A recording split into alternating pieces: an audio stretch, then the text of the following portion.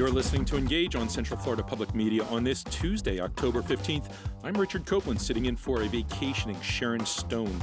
Coming up, we'll find out why a weekend rock festival lost its headliners when the organizers scheduled a controversial guest. Also, a local high school saw its students included in the latest editions of popular EA football video games. We'll learn what this means for the future of sports marketing for high schoolers.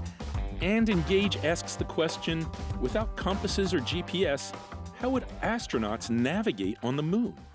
But first, it's been nearly a week since Hurricane Milton tore through Central Florida, and residents are still assessing the damage and preparing property claims. It's still too early to put a dollar amount on the impact, but the loss of 22 people has been far more costly. While FEMA has become the ubiquitous face of the federal government in communities that have experienced natural disasters, other federal agencies are working in the background to provide support for people in distress. The Department of Housing and Urban Development is one of those agencies. HUD is typically associated with facilitating and subsidizing housing in cities and smaller markets, but it also fills the funding gaps after FEMA and the Small Business Administration's primary response. Last Friday, I spoke with Acting HUD Secretary Adrianne Todman about the agency's response to Milton. I began our discussion by asking the Secretary to talk about HUD's coordination with other federal agencies. We stay in constant contact with our partners at FEMA to see how we can be of assistance to them as they're doing the response, and certainly as we move into recovery, the role that HUD plays for the long-term recovery work. And talk about that role. We're aware of when we see FEMA in these disaster zones. We're familiar, obviously, with our state and local service providers. Tell us about the role that HUD plays in disasters such as this. Absolutely. And first, let me say, Richard, the entire HUD family and, of course, the entire federal family, our prayers go out to everybody who lost their lives, lost their homes, and lost a loved one. And so they're certainly in our thoughts right now and over the days, months, and years to come. The role that HUD plays is not one that's terribly well known. FEMA, our partners, and SBA do a tremendous job going in and making sure that people are receiving assistance that they need in real time. HUD plays a slightly different role. We are engaged in the long-term recovery. So we work with governors and their team. We work with mayors and county executives and their team and provide them with the resources that they need so that they can build back whole communities, whether that's the homes that were devastated through a hurricane such as Milton, or it is helping small businesses to regroup, whether it is helping to do mitigation. So when, sadly, particularly in Florida, there is another wind and storm and flood event, they're able to secure the homes and the infrastructure even better than last time. In fact, it was HUD who provided the state of Florida with $1 billion right after Ian to make sure that they were able to do that work. And we provided another $1 billion to Lee County, given how intense Hurricane Ian was in that part of Florida. So, we work very closely on making sure that in the long term, communities have the support that they need. Now, I understand that a lot of the funding is pinned to the declaration of a disaster area, programs including the Stafford Act that authorizes federal assistance. Has Central Florida been declared a federal disaster area as of yet, to your knowledge? I don't believe it's been declared a presidential disaster area as of yet. And I'm sure my colleagues at FEMA will have more information on that than I do talking to you right now. But in terms of what the process looks like, once that declaration has been made, we then move into making sure that the Congress is providing HUD with the funds we need to meet the moment. One of the things that the president and vice president did is really call on Congress to act with speed to make sure that FEMA had the resources they need, that our friends at SBA, who's running out of their resources, have the resources they need, and certainly at HUD that we have the long long-term disaster recovery that we need. I'm sad to report to you, Richard, that HUD has not yet received the funding that it needs for any of the natural disasters that happened since 2023. That includes places like Maui after the wildfires, and includes places like Mississippi and the tornadoes and flooding that happened there. So we are in dire need right now to get these resources, and we look forward to getting the resources that I'm sure are coming to us someday to help the survivors of Milton. I hear you say that, but I also heard Department of Homeland Security Secretary Alejandro Mayorkas last week said that FEMA does not have adequate funding for disaster relief through the end of the current hurricane season. That is funding that is approved by Congress that is currently in recess into November. We heard that House Speaker Mike Johnson was not willing to call House members back in for an emergency vote following Helene. So all of that being said, to what degree can HUD facilitate this mission through the end of the 2024 hurricane season, not just for Floridians, but for everybody in the southern hurricane zones? Yeah, well, certainly, the FEMA Administrator, Secretary Mayorkas, and the President and Vice President are having active communication with the leaders on the Hill on what they need to do and when they need to do it. I would say, as it relates to HUD, we do have funding that we provide cities like Orlando and Sarasota, states like Florida, um, that they can use in real time to help with their emergency needs. It's certainly not the level of funding that's necessary for the long haul. And once the presidential declaration has been done. You're talking about long-term recovery efforts for mitigating homeless and unhoused following some of these disasters. Since the end of the pandemic, we've seen those populations of the unhoused, not just here in Central Florida, but throughout the country, skyrocket. So talk a little bit about the challenges of meeting those mission goals with this inflated population that we're seeing. Yeah, absolutely. I think that, many of us are still living with the impact of the pandemic. And one of the things that HUD saw December of last year was homelessness increased across the country in, across many different subpopulations, veterans, families, individuals.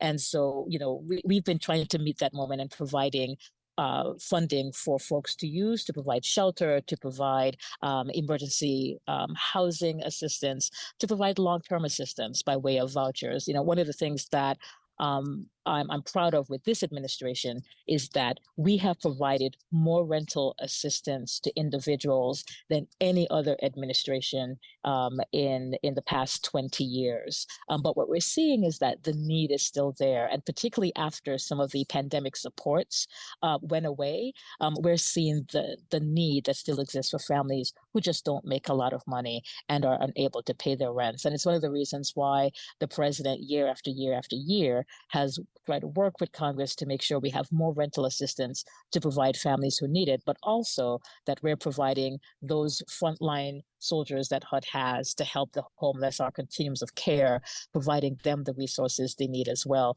Just this year, we provided continuums of care. And again, those are the entities that work with our homeless brothers and sisters who are on the street. We provided $1.6 billion to those cities and nonprofits that act as those frontline soldiers to help provide shelter to people who are unhoused. So, we are pushing out as much money as we have that Congress gives to us. There's lots of good work that's happening. I just think that, there's with wages being where they are for some people who may not have a livable wage, and with the increased cost of rent, sometimes it's difficult, but we are doing everything that we can to help. How can HUD help those who may have damaged or lost their homes? What's the process for reaching out? Absolutely. So, the first thing that we always tell folks, because this is a whole of government event and response, is to, reach out to their local elected leaders, reach out to the American Red Cross, reach out to the FEMA team on the ground. There's contact information that I know is probably being televised on local TV and on radio. They should call those numbers. One of the things that will of course aid with that is, once there's a request and the president does do a declaration, and with that declaration will come the individual assistance that families can access, both from FEMA and from SBA. And so when families and people and businesses see those numbers, I encourage them to call and reach out and provide information about the impact the storm had on them. As it relates to HUD, at the point that there is a declaration, in addition to providing flexibility with the funding that we currently have, as we're waiting for Congress to provide us our long-term disaster funds, we do help our families who have FHA mortgage insurance, which are a fair amount of families in the Florida region. We provide them with a measure of mortgage relief. So if there's a concern that people have about not paying next month's mortgage, that they feel secure that they're not going to lose their asset, certainly not in the short term, and they working with their mortgage servicer. So, we make sure at HUD that our FHA mortgage insurance homes are protected, and we also work with other mortgage servicers as well to make sure that that is the case. For individuals who are renters and trying to figure out what's the next step for me, that is where FEMA's individual assistance will come into play, and also FEMA provides rental assistance to help folks who need some place to shelter during the aftermath. So this is a whole of government event. We do everything we can to be responsive to the people on the ground, but I would have to say we work very, very closely with the governor's office and with the local leaders, because they're the ones that help steer us to make sure that we are using the tools best suited for the people who are impacted. That was Acting HUD Secretary Adrianne Todman speaking with Engage on Friday. And a note, I had mentioned to the Secretary that as of Friday, Central Florida had not been declared a federal disaster area. Immediately following our discussion, President Biden did approve a major disaster declaration for Florida, freeing up federal funding in support of residents of 34 counties.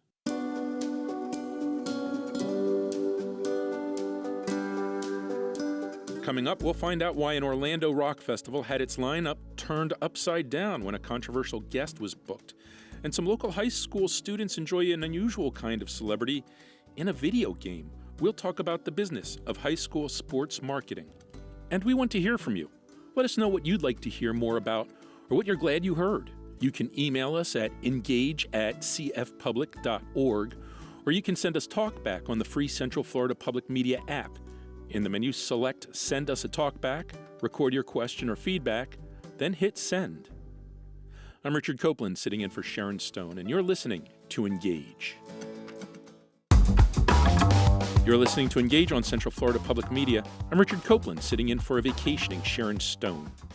Ahead on the program, an Orlando music festival had its headliners drop out when the promoter announced the participation of a controversial guest.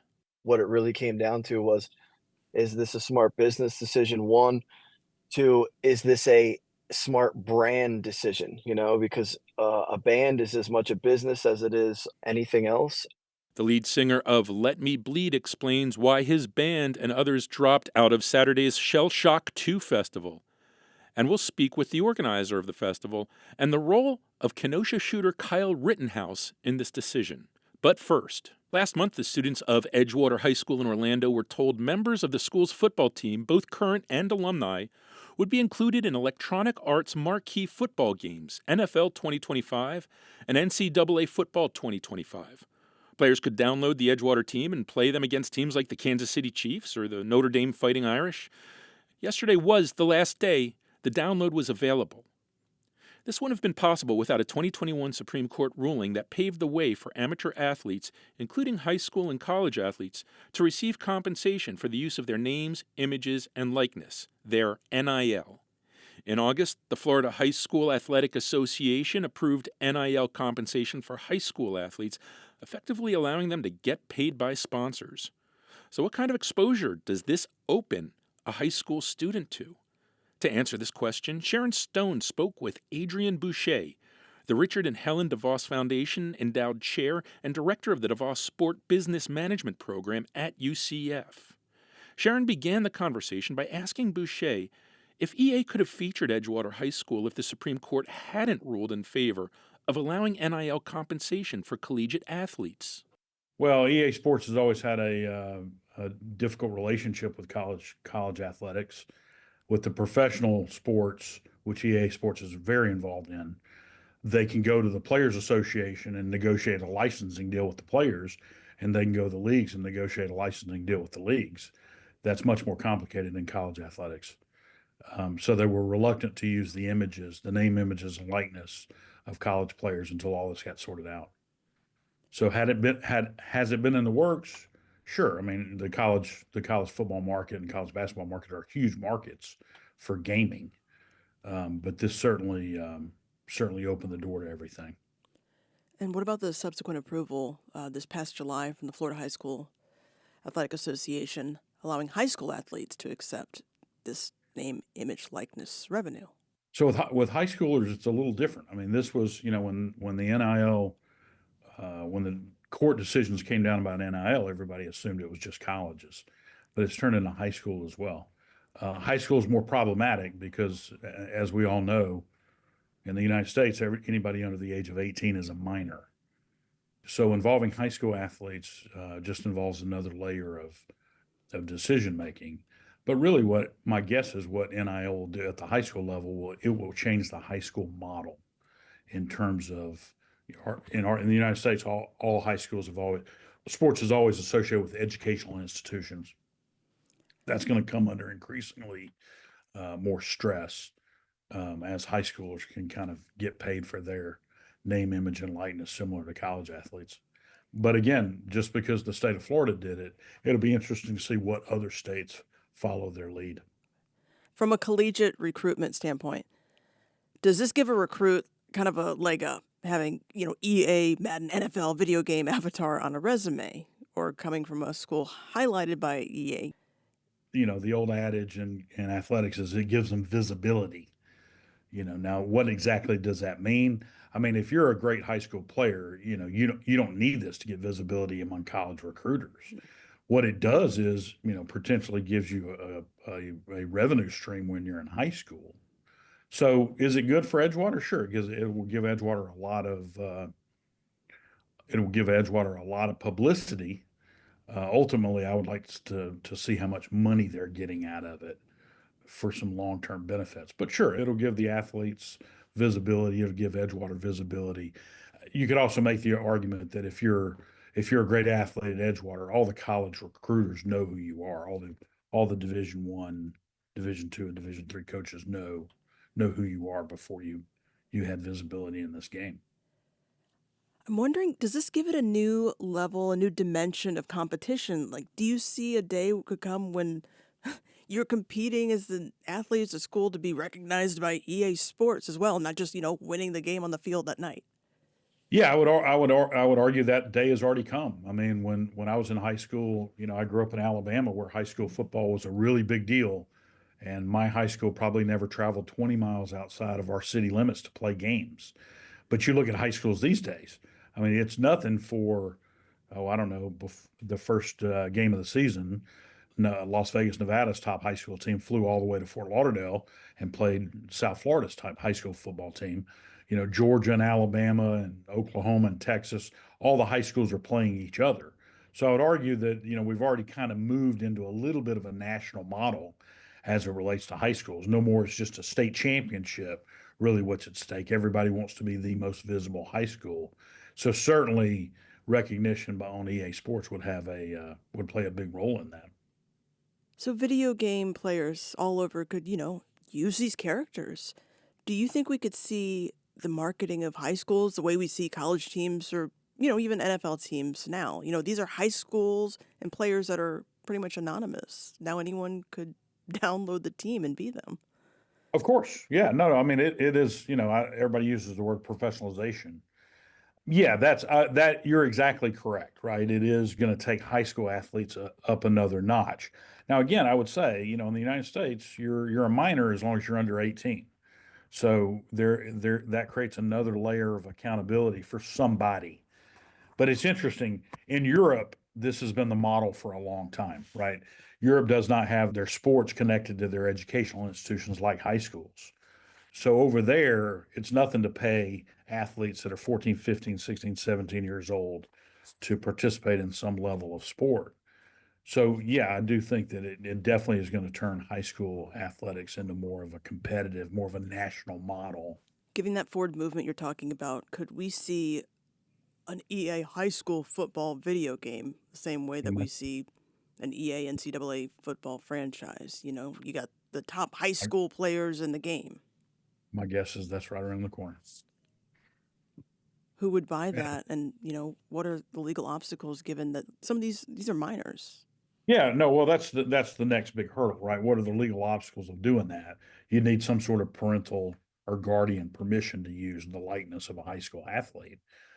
That's not the same as a college athlete, but there are some athletes that high school athletes that go to college at age 17. They just need their parents to sign off on their scholarship, on their NIL deal, on anything else. But no, I think that's definitely what you're saying is definitely true. When does this stop? Do we go to high school and now we go younger into middle school? Well, I mean, if you were to ask me, if you were to ask me when I was growing up and I went to a high school that was one of the top football high schools in the state of Alabama, if you would have said, hey, here's what the future looks like, we would have said that's just absolutely crazy. There doesn't depend, as long as somebody can commercialize it, it doesn't appear like there's any stoppage on this anytime soon. I mean, we've monetized youth athletics in this country from a travel team perspective. All you have to do is look at ESPN's Wide World of Sports or Disney's Wide World of Sports in South Orlando to kind of see that. So I'm not sure where the video game part of it stops, but it seems like we're sort of monetizing youth athletics. But again, they've had this model in Europe for quite some time, so maybe it's not as whenever we associate money with something in the United States, especially with minors, we think of negative connotations, but maybe that's not necessarily true. Could we see a day when sports agents are courting high school athletes? No, you've already seen that. Look, if I'm a high school athlete and I'm one of the best in the country, really it behooves me now to get legal advice on where I go to college, right? If I'm going to sign a NIL, name, image, and likeness deal with any university, Florida, Florida State, Auburn, Alabama, it behooves me to have legal representation. So I think that day is already here, and it is only going to get ramped up as these deals become more lucrative for high school athletes. And again, they're minors. They need legal representation, and it should be provided in all the NIL deals. And my guess is that's the way this is shaken out at both the college level, and then that will move down to the high school level as well. The NIL thing is only 1 or 2, 3 years old, so we're still kind of going through the kinks of it. So this was facilitated here because of the ruling from the Florida High School Athletics Association. That's obviously just for Florida. Every state has their own governing body. Is there going to be some type of uniform response to handling these situations moving forward? The thing that's interesting is what's the role of the state governments? Florida has passed this law. What's Georgia going to do? What's Alabama going to do? Is there going to be some sort of federal legislation? The colleges are clamoring for federal legislation involving name, image, and likeness as it relates to college athletics. But you could make the same argument that perhaps there needs to be federal regulation as far as high schools go. So you don't have 50 different states coming up with 50 different standards as it relates to high school athletes. That would be very tough for EA Sports to navigate. It would be tough for the colleges to navigate, and it doesn't seem to me that it would really be in the best interest of anybody to have different standards across states. So the big question is, what's the federal government? Are they going to get involved at the college level and also at the high school level? Adrianne Boucher is the Richard and Helen DeVos Foundation Endowed Chair and Director of the DeVos Sport Business Management Program at UCF. We did reach out to Edgewater High School to talk with us. As of this broadcast, we were unable to book an interview with them.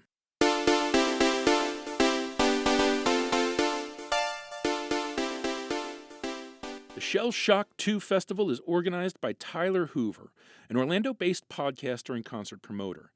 It's scheduled to take place on Saturday in the Lake Fairview section of Orlando, and it was initially billed as a charity event benefiting veterans with PTSD and was to include several regional metal and punk bands, including Jacksonville's Evergreen Terrace and Southpaw FLHC, and West Palm Beach's Let Me Bleed.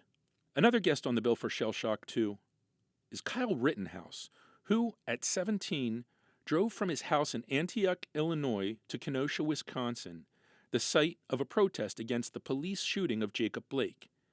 There, Rittenhouse used his AR-15 style rifle to kill 2 protesters and wound a third.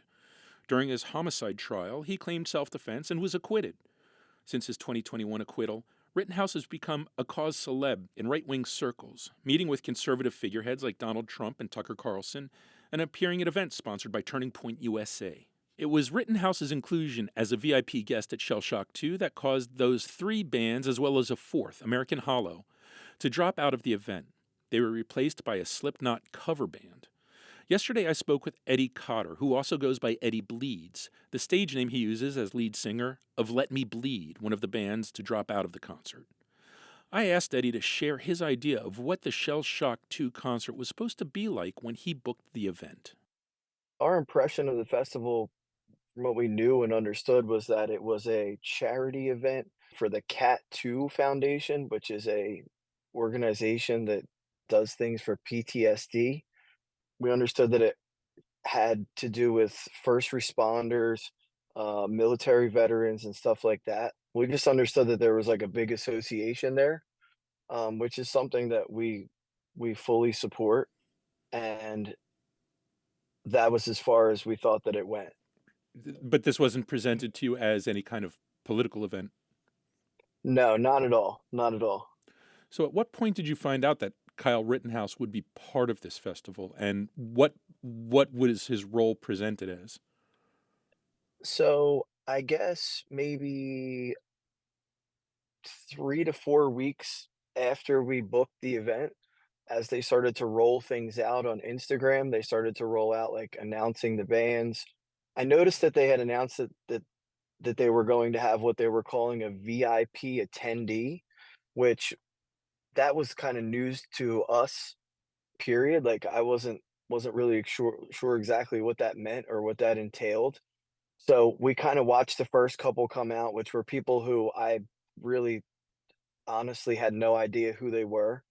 And I said, "Oh, okay, I guess this is okay." It didn't seem like that big of a deal, and then all of a sudden on Instagram, they come out with that Kyle Rittenhouse is going to be a VIP attendee, and, I kinda just sent the post to the guys in the band, and I was like, "This is not good," you know? It was after we booked the show, you know? To my knowledge, that wasn't even a thing when we booked the show, and I'm the one who does the booking, so nobody else in the band would've been able to guess that that would be a thing. So what was that discussion like with your band members? So we sent it to each other, and we were like, like, "What do we think about this? Like, is this a big deal? Is this not a big deal?" I mean, so obviously each one of us, which everyone's allowed to have their own opinion on whatever it is with him. Nobody asked to be drawn into this, you know? So everybody expressed their own opinion on the matter, and then we decided that we were going to make a decision that was best for us as a band, as artists, also that whatever way we could steer clear of any kind of nonsense, you know? But everybody had their own opinion on whether they thought it was a big deal or not, you know? We just discussed it amongst us, and what it really came down to was, is this a smart business decision? 1, 2, is this a smart brand decision, you know? Because, a band is as much a business as it is anything else, and as a band, we're a brand, you know? We represent certain things, and we don't represent certain things, and just realistically, anything political, we choose not to, we choose not to represent, you know? Our music has nothing to do with politics. None of us are outspoken people about politics, and it just didn't seem like it was something that we needed to be associated with at all, you know? Did you have any communication with Southpaw or Evergreen Terrace or any of the other bands that made a similar decision? No, not really. Nope.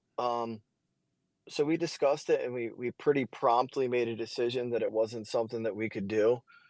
and it seemed like it all kind of fell in succession. It seemed like one was gone, then one was gone, then another was gone.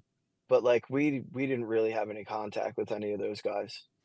And what kind of response did you get from Tyler Hoover and the people at the Anti-Hero podcast when you informed them that you were withdrawing from the festival? Oh, Tyler was fine. Tyler was a nice guy. He was completely understanding. There was no pushback from him. There was no animosity, no anything from him. I think he just completely understood where we were coming from, and that it was something that we had to do. Yeah, and this story's gotten some international play. Have you received any backlash from supporters of Kyle Rittenhouse? What kind of response have you gotten on social media? Yes, big time, big time. So, as we're discussing this together or whatever, and we're like, we pretty much came to the conclusion that, like, look, we're gonna catch some kind of heat either way we go. This is something that was beyond our control. We did not choose to be affiliated or drawn into this controversy in any way. So we made the decision that we made, and of course, we're getting backlash from the other side of it. So we released a written statement, like on Instagram and Facebook, and there's people coming out of the woodworks that are calling us this, that, and the third, and calling us all kinds of different names and different labels. So yeah, so we're getting some backlash there. We've had people pop up all over the internet, like on our different media platforms, and they're wild. They're just saying all kinds of stuff about us. It was unavoidable. I was pretty sure that that's what was going to happen. But like I said, it's kind of beyond our control. We did not choose to be drawn into this. It was a kind of a thing that just happened. It was just kind of sprung on us. Like, I don't think any of us or any of the other bands would have guessed that that would have been a thing that would happen. Like, to have him have this Kyle Rittenhouse kid show up to this. It was about music and mental health, as far as I understood. What kind of response have you gotten from Let Me Bleed fans, from your fan base? I mean, from the ones that have responded, they're behind us. They support us. We had one in particular that was going to come down here from Indiana or something, that I kind of felt bad that we had to cancel, but they've been supportive. They're like, you guys, you got to do what you got to do for you. And I think they understand. I think they understand that this isn't really something that we signed up to be a part of. And I think they've been pretty understanding. Some people haven't said anything, and just continue to support us. And then some people have been like, you guys made the right choice. It's funny how difference in opinions can sway people into far directions and create segregation between people. It's wild. It's a lesson on that, is what I think it is. Eddie Cotter performs as Eddie Bleeds when he is singing with his band Let Me Bleed. I also spoke with Tyler Hoover, the host of the Orlando-based The Anti-Hero podcast and organizer and founder of Shell Shock. I wanted to know why a divisive figure like Kyle Rittenhouse would be included in a music festival organized to help raise money for veterans. We weren't really in tune with the music industry. None of us had any contacts or experience or anything like that. So, landing big bands was kind of hard for us because venues wouldn't have us, promoters wouldn't talk to us, booking agents didn't take us seriously. Rightfully so. They don't know who we are. It could be fraudulent. It could be something that's going to fail. So, a lot of people really weren't even looking into us when we were requesting to work with them. So getting a big band was kind of hard to do, but we did have contacts with people of kind of like popularity, whether it be on social media or in other like sporting events or celebrities. So we kind of put our feelers out there, and Kyle Rittenhouse was one of many people who said, "Yeah, I'd love to help. What can I do?" And then, we were like, "Hey, anything you can do, if you can show up, sign autographs, do meet and greet, like just be present at an event like this would help draw people in, then AKA help sell tickets to then donate all the proceeds to the charity." And your response when you were informed by members of Let Me Bleed, Evergreen Terrace, Southpaw, that they would not participate if Kyle Rittenhouse was part of this event? No. So that's the point of contention right there. That's very skewed. I'm friends with the guys from What Let Me Bleed and What We Seek. We're actually all good friends. Like outside of music, I'm friends with all those guys. They were the middle tier bands. If it just goes to show, like they're like, hey, this is a PR nightmare. So what happened was we announced Kyle Rittenhouse weeks before this all happened. Their testimony is that we sprung Kyle Rittenhouse randomly. No, Kyle was scheduled with a post on Instagram for about 2, maybe 3 weeks prior to all this going down. It was the headlining band Evergreen Terrace. I don't know if they weren't paying attention or if the people in their camp just didn't care. But from what I gathered, the lead singer was the one who just would not. There was no negotiations. There was no let's see what we can do. Can you guys work with us? It was just a no. And then it kind of took off from there. And then everybody started posting about it. And it became viral very quick, like within 10 minutes. And then the bands thought it would be bad PR to be associated with this event.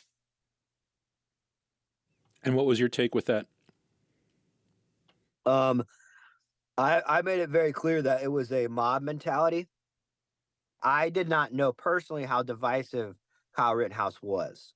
I just really didn't. Now, mind you, I might come from another background where it is not decisive, and I just don't have an experience with other types of people that do find it very decisive. But I thought it was ridiculous, and I thought it was just when I would hear these bands personally tell me over the phone or through text messages, we didn't want to drop off.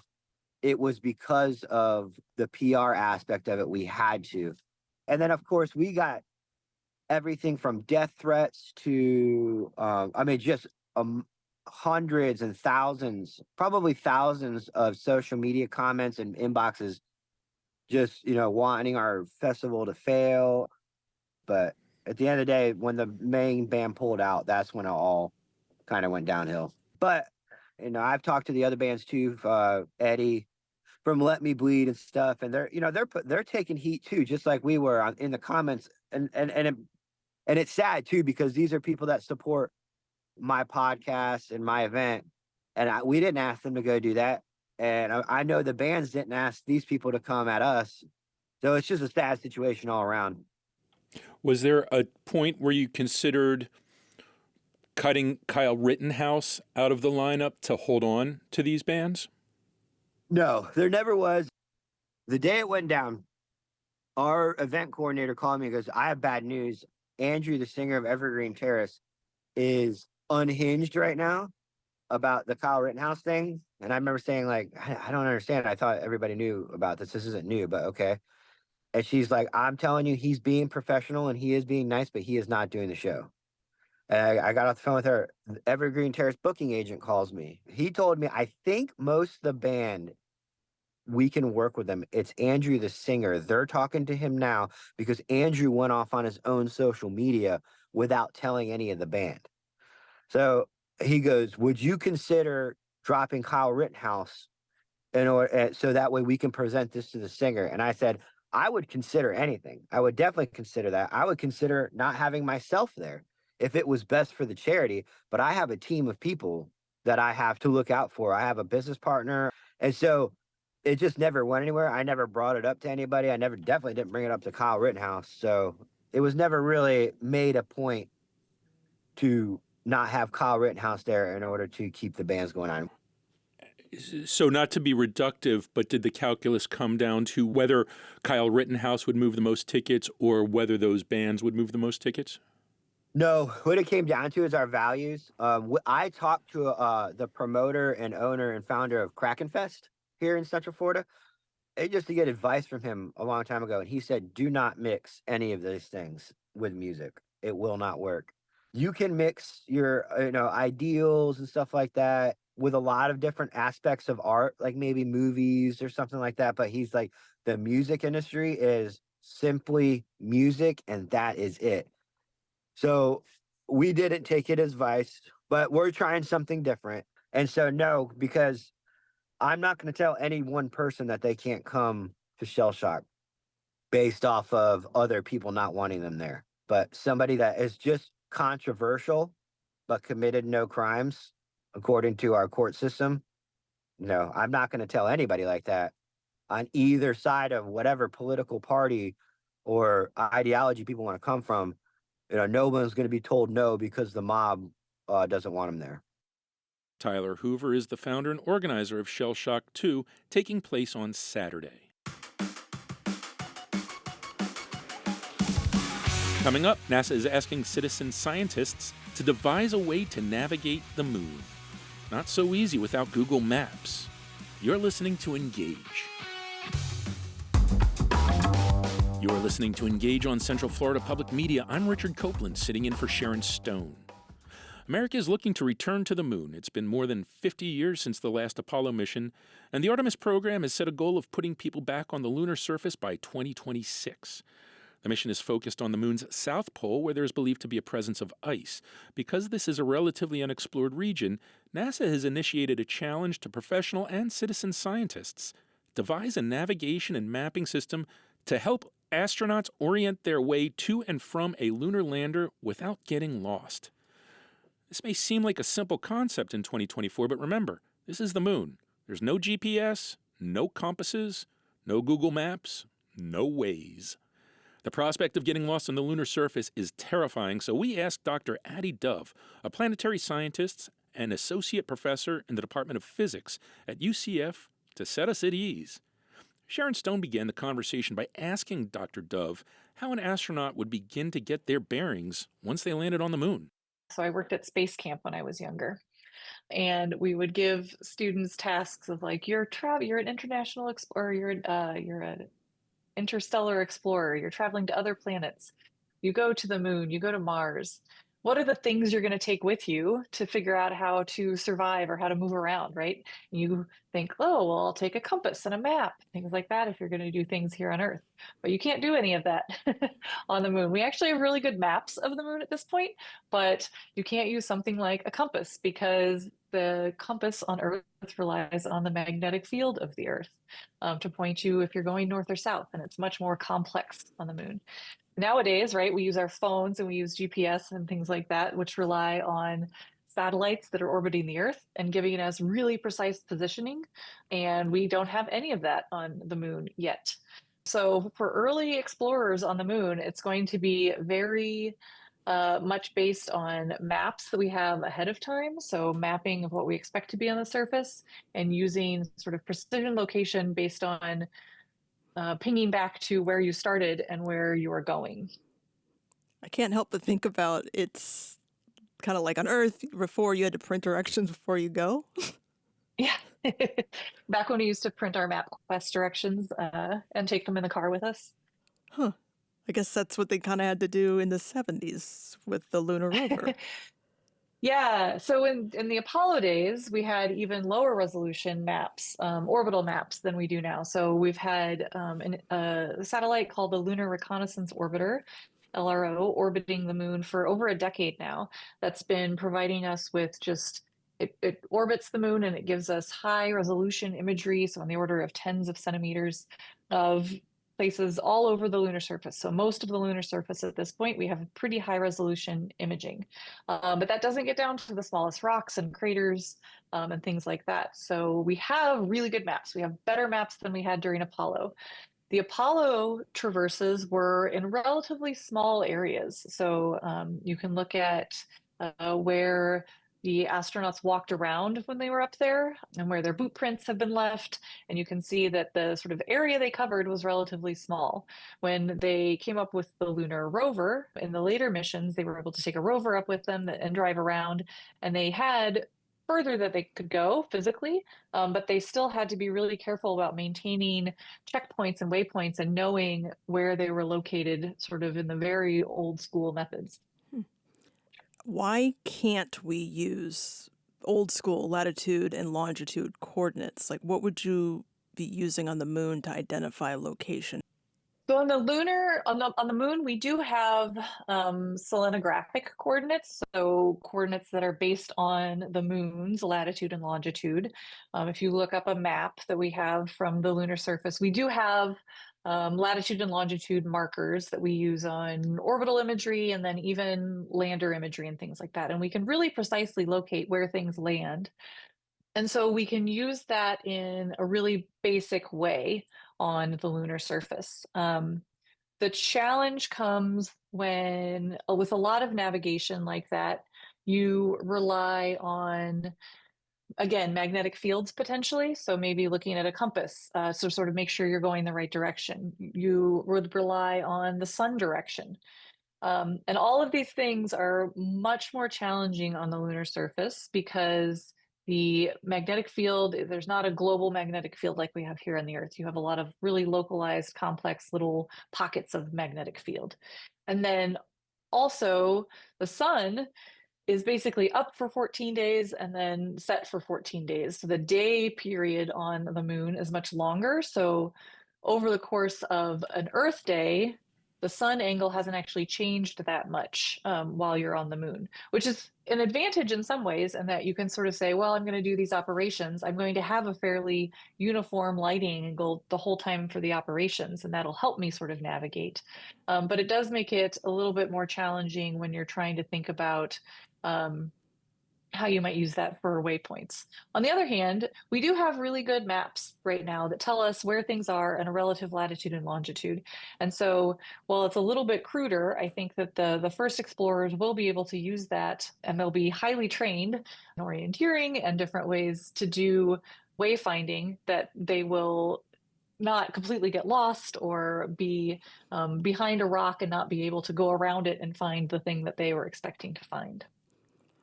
What would the ramifications be then of an astronaut losing their bearings on the moon? If an astronaut were to become disoriented, or to go sort of slip down into a crater, or to go around a rock and then not be able to sort of look back and find the lander or the rover that they were with, one of the advantages is that it should be relatively straightforward to retrace steps. So the lunar surface is really dry, obviously, where it's in the vacuum of space and it's covered in dust and regolith. So if you're traversing on a regolith covered area, you in theory could retrace your steps a little bit better. Then it might be less challenging actually than some places here on Earth where you'd need to do that. However, if they completely lose their bearings, I assume that there will be good comms, and that one of the really important things will be to be able to maintain communications with other astronauts and with the vehicle to help guide them back. That was Sharon Stone speaking with Dr. Addie Dove of the UCF Department of Physics. We'll have a link to NASA's Lunar Navigation Challenge site at ours, cfpublic.org. And that's all for today's Engage. I'm Richard Copeland, sitting in for Sharon Stone. Thank you for joining us. We'll see you on Thursday. All Things Considered is coming up, followed by NPR News.